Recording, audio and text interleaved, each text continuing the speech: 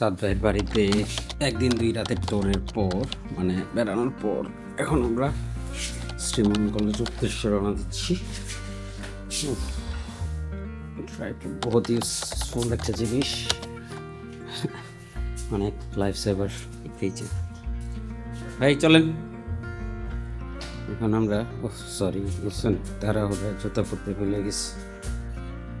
চাঁদ ভাইয়ের বাড়ি অনেক ইন্টারেস্টিং, গাড়িও অনেক ইন্টারেস্টিং, একটা ক্রুজ বাইক অনেক সুন্দর। এটা দিয়ে ভাই কিউ করা ডাঙা উঠছিল, ঠিক আছে, সে একটা জিনিস অনেক শক্তিশালী। আর এ হচ্ছে এপ্রিলা 150 বিশেষ। এই স্কুটিটা হুইল অনেক বড় নর্মাল স্কুটি থেকে, সো মজাই লাগছে। জাফরি ভাই খুব ভালো চালায়, অনেক স্পিডে চালায়, ভালো লাগছে। বাট সাউন্ডটা খুব ইন্টারেস্টিং, মানে সামটাইম ইটস ফানি, মনে হয় বাচ্চা কান্তাছে এরকম একটা সাউন্ড। আর ওই দিকের ওই পেছনের এই মেইন বাড়ির পেছনের দিকে একটা জঙ্গল আছে ওনাদের, এটাতে প্রচুর অতিথি পাখি। এটা হচ্ছে গরুর ফার্ম না অ্যাকচুয়ালি, ওনারা গরু পালে, 8-10টা গরু আছে। সো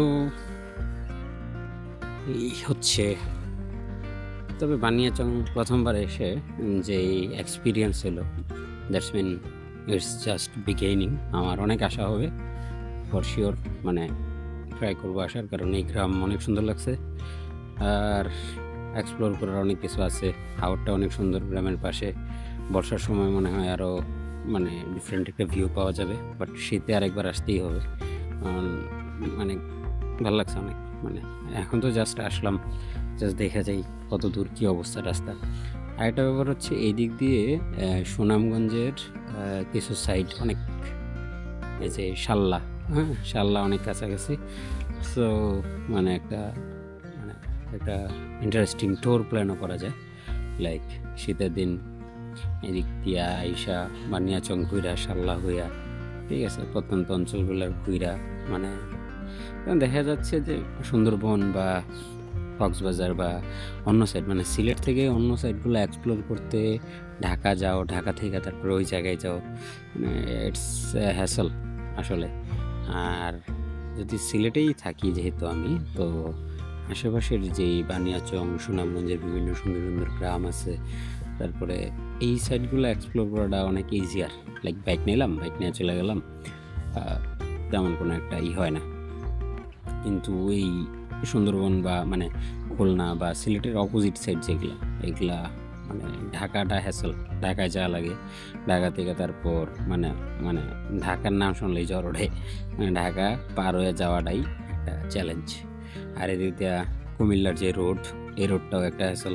লাইক মানে এমনি সিলেট ঢাকার রোডের অবস্থা খুবই বাজে এখন, জানি না কবে ঠিক হবে। তো এখন চিন্তা করতেছি সিলেটের আশেপাশেই মানে এক্সপ্লোর করা উচিত। তবে এখন যাচ্ছি শ্রীমঙ্গল থেকে আবার যাব হচ্ছে বগুড়ায়, সিরাজগঞ্জে, তারপরে আবার শ্রীমঙ্গল ব্যাক করে সিলেটে। এ হচ্ছে ইনিশিয়াল প্ল্যান আজকে পর্যন্ত। দেখি, আজকে হচ্ছে 7 তারিখ ডিসেম্বরের, দেখা যাক পুরা প্ল্যানটা হয় কি না।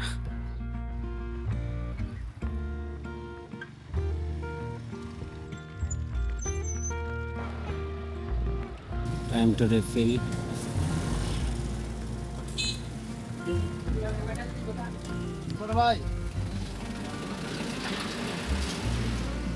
জাফরি ভাইয়ের বাইক মজা খায়, খুব বয়কট করছিল, কিন্তু আনফরচুনেটলি এটা মুখ দিয়ে খায় না। জি ভাই, কিন্তু সিলেট একটা বাইপাস আছে। হ্যাঁ ঠিক আছে, কিন্তু সিলেট মাত্র 2 ঘন্টার রাস্তা। আচ্ছা, মজা খাইবো না? আপাতত লাগবে না, আপাতত বাইকে দেখাচ্ছি এখনো মোটামুটি 6-7 লিটার মতো আছে। কত? 7 লিটার মতো আছে। 6-7 লিটার? বাহ, বিল গেটসের পরে তো আপনি ধনী, মানে ওয়ারেন বাফেটের পর। আমি মোটামুটি ফুল করে আসছি তো, হ্যাঁ মোটামুটি না পুরোপুরি ফুল করে আসছি। শাবাশ, এক ফুলেই হয়ে যাবে আপনার মনে করেন? মনে হইতেছে যে আমি ঢাকা চলে যেতে পারবো। তেলের এই কন্টেনারটা তো খুবই মানে কিউট। বানিয়াচংয়ের এই অপরূপ রাস্তা ধরে আমি, জাফরি ভাই স্কুটিতে, সাদ ভাই তার ক্রুজার বাইকে, আর জনি ভাই হচ্ছে R15-এ। আমরা এই অপরূপ সুন্দর রাস্তা দিয়ে যাচ্ছি হচ্ছে হবিগঞ্জ হয়ে শ্রীমঙ্গলে। প্ল্যান ছিল তারা শ্রীমঙ্গলে থাকবে, বাট সময়ের স্বল্পতার কারণে প্ল্যান চেঞ্জ করে মানে আজকেই আবার ঢাকা ব্যাক করার প্ল্যান করছে। এই ব্যাপারটা নিয়ে আমার মন মেজাজ একটু খারাপ ছিল, কিন্তু ভাবলাম যা হয় ভালোর জন্যই হয়, সেটা চিন্তা করে আবার রাস্তার সৌন্দর্যে মনোযোগ দিলাম। এই ভিডিওটা আমি শ্যুট করছি অজমো পকেট 3 দিয়ে। ডিভাইসটা আমার খুব পছন্দ হয়েছে, কিন্তু মোটো ব্লগিং করতে হলে পকেটের থেকে অ্যাকশন ক্যামেরাটা বেটার, কারণ পকেট মাউন্ট করে ঝামেলা, বাট অ্যাকশন ক্যামেরা হেলমেটে মাউন্ট বা যে কোনো জায়গায় মাউন্ট করে খুবই ভালো ভিডিও আউটপুট পাওয়া যায়।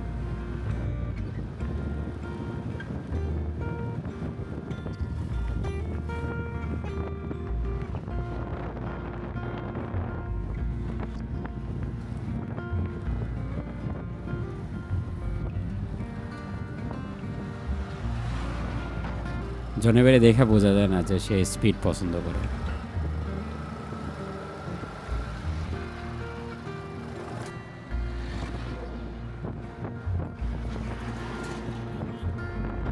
সাদ ভাইয়ের একটা বিষয় হচ্ছে এই ক্রুজার বাইকে সে ব্রেক ধরে না, সেটা স্পিড ব্রেকার হোক আর ভাঙা রাস্তায় হোক।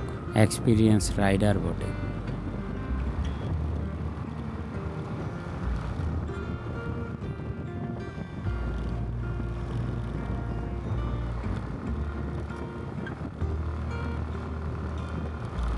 কমিউনিকেটর থাকার কারণে সাদ ভাই আর জাফরি ভাই একে অপরের সাথে আলাপ করতে করতে যাচ্ছিল। সাদ ভাই সামনে থেকে হাত দিয়ে বাম সাইড ডান সাইডে দেখাচ্ছিল বিভিন্ন জায়গা। হঠাৎ করে ডানে টার্ন নিয়ে এই চা বাগানে ঢুকে গেল তারা। স্বর্গে চালাইতেছি মনে করেন, তাহলে তো সামনে পুরাই রইল। পুরা আমি আইছি কিন্তু চালাই নাই। সে লাক্কাতুরার ভিতরে চালাইলে, চিন্তা করেন অবস্থাটা। সিলেটের লাক্কাতুরা বাগানের ভিতরে চালাইলে পরে মাথা নষ্ট হবে। না না, আমি তো কখনো চালাই নাই ভাই। চালাইতেই তো কইতে আইতে কই, কিন্তু আপনারা তো আসেন না, মানে আপনারা তো রোডটা এখন ভালো হইছে, এখন আসা যাবে। মানে এই সাইডটা মানে আপনি ছবি তুলতে যাচ্ছে আপনি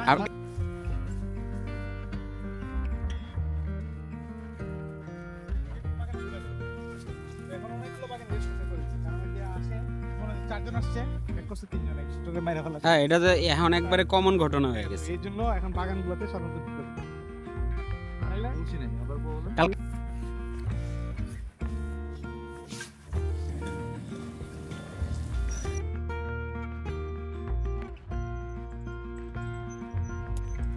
এই চা বাগান থেকে বেরোয় আমরা শ্রীমঙ্গলের দিকে রওনা দিলাম। আবার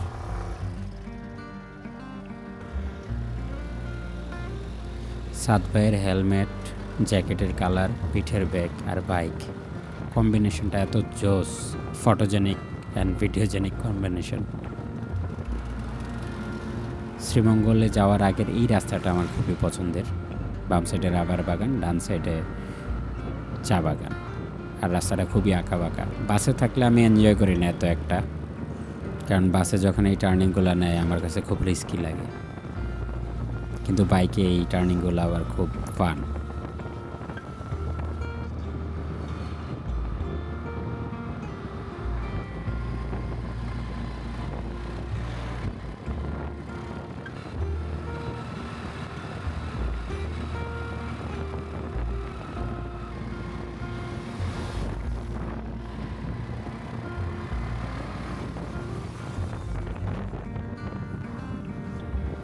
এই যে শ্রীমঙ্গলের বিটিআর এর সামনে দিয়ে আমরা যাচ্ছি, বৌদ্ধভূমির সামনে দিয়ে লাউয়াছড়ার দিকে।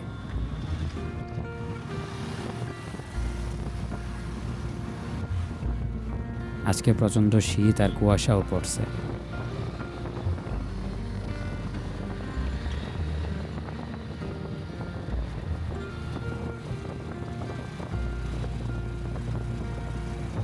আমি কিছু সময়ের জন্য R15-এ উঠছিলাম, বাট আমি আবার পরে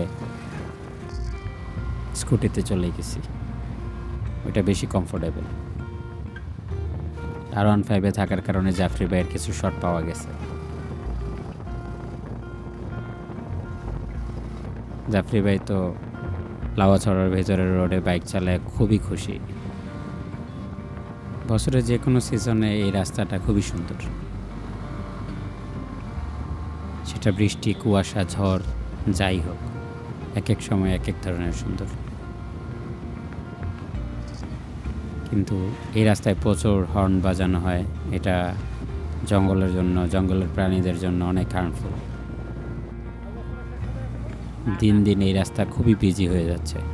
আজ থেকে 10-12 বছর আগে এই রাস্তা এত বিজি ছিল না।